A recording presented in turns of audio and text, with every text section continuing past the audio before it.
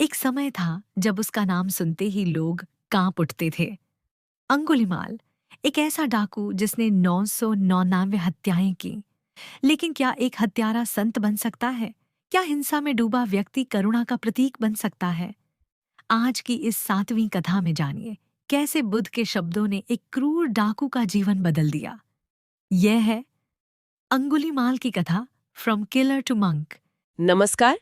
आज हम एक बहुत ही दिलचस्प कहानी पर गहराई से बात करने वाले हैं। हाँ। अंगुलीमाल की, मतलब कैसे एक खूंखार हत्यारा एकदम शांत भिक्षु बन गया। बिल्कुल। और ये सिर्फ कहानी नहीं है, ये असल में मानवीय बदलाव की एक, क्या कहें, असाधारण मिसाल है।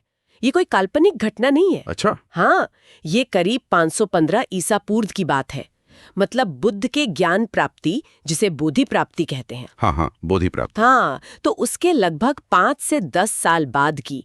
उस वक्त बुद्ध श्रावस्ती और कौशल जनपद के इलाकों में वो अपने विचारों का प्रसार कर रहे थे। तो श्रावस्ती और कौशल, उस समय माहौल कैसा था वहाँ?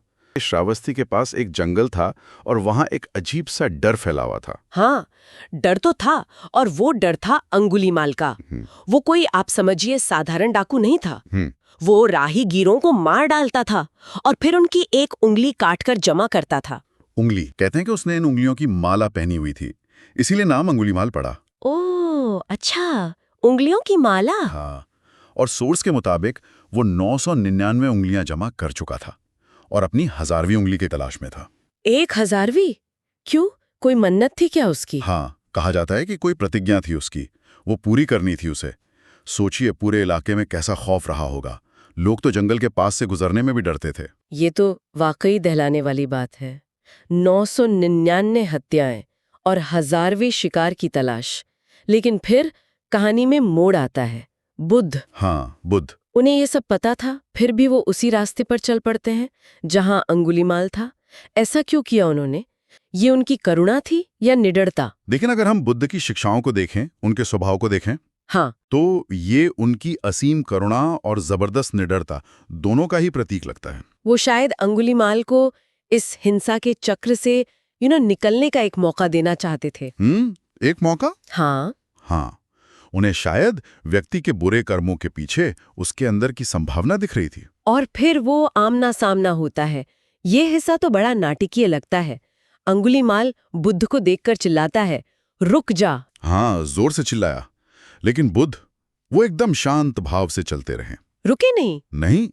और अंगुलीमाल, जो अपनी ताकत और रफ्तार के लिए जाना जाता, वो पूरी कोशिश करता है, भागता है, पर उन्हें पकड़ ही नहीं पाता। अरे, ये कैसे हुआ? ये कोई चमत्कार था या कुछ और? ये भी एक दिलचस्प पहलू है। क्या ये कोई चमत्कार था, या शायद बुद्ध की जो मानसिक शांति और स्थिरता थी, उसका ऐसा असर हुआ कि अंगुलीमाल मनोवैज्ञानिक रूप से ही धीमा पड़ गया। और फिर वो बातचीत होती है जिसने सब बदल दिया। जब अंगुलीमाल थक गया तो उसने पूछा, अरे भिक्षु, तुम रुकते क्यों नहीं? बुद्ध का जवाब क्या था और उसका मतलब क्या था? हाँ, तो बुद्ध रुके, मुस्कुराए और कहा, अंगुलीमाल, मैं तो कब का रुक चुका हूं। मैं तो रुक चुका हूं। तुम कब रुकोगे? ये शब्द बहुत गहरे थे। हम्म। रुकने से बुद्ध का मतलब सिर्फ शारीरिक रूप से रुकना नहीं था। अच्छा। उनका इशारा था, मैं हिंसा, क्रोध, नफरत, अज्ञानता, इन सब के चक्र से रुक चुका हूं, मतलब मुक्त हो चुका हूं। तुम इन सब से कब रुकोगे? तुम हत्या और पाप के इस रास्ते पर चलना कब बंद करोगे? ओहो, ये तो सीधा उसके वजूद पर, उसकी आत्मा पर चोट थी। क्या असर हुआ इसका अंगुलीमाल पर? ये शब्द उसे वज्र की तरह, मतलब बिजली की तरह लगे। वो एकदम स्तब्ध रह गया, शॉक में। बिल्कुल। शायद पहली बार किसी ने उससे डरने के बजाय सीधे सीधे उसकी अंतरात्मा को झकझोरा था। उसके अंदर जो सालों से जमी क्रूरता थी ना, वो परतें शायद दरकने लगी।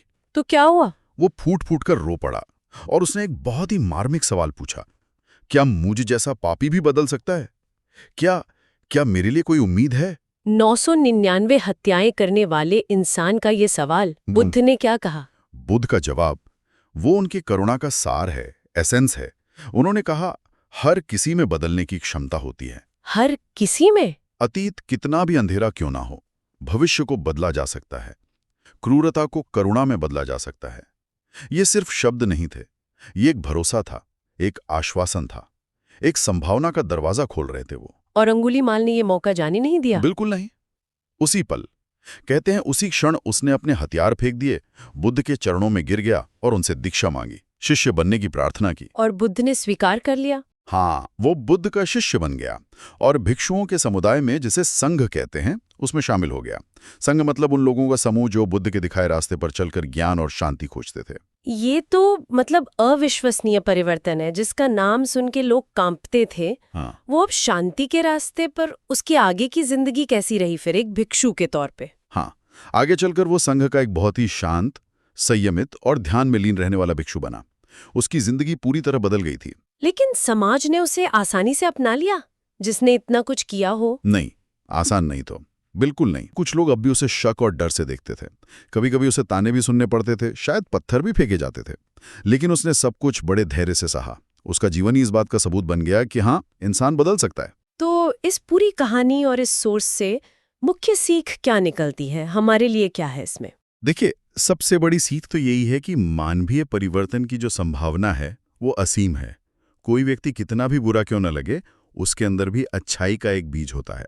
बस उसे सही मार्गदर्शन और आत्मजागृति मिल जाए तो वो हाँ। अंकुरित हो सकता है। आत्मजागृति। बिल्कुल। और ये कहानी करुणा की ताकत और पश्चाताप के महत्व को भी दिखाती है।